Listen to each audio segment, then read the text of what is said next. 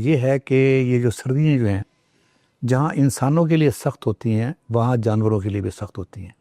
इंसानों ने तो कंबल ओढ़े होते हैं, वो बेचारे अपनी खाल के साथ ही वो गुजारा करते हैं। और जितनी ताकत अंदर होगी, खुराक जिसे कहते हैं इलाज बिल ग़िज़ा, उस इलाज बिल ग़िज़ा जानवरों के अंदर बरसीम ही वारा खाती है।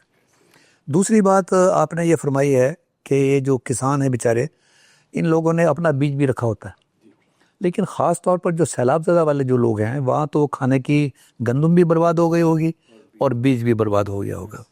और ये बात जो है कि इस वक्त उनको बीज भी अच्छा चाहिए।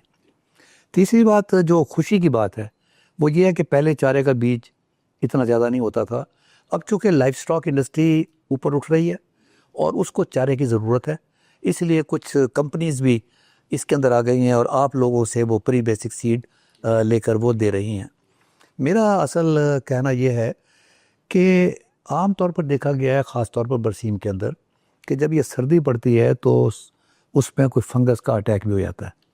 जो वैरायटीज़ आपने 6-7 बताई हैं, क्या उसके अंदर फंगस का अटैक नंबर 1 क्या वो रेजिस्टेंट है?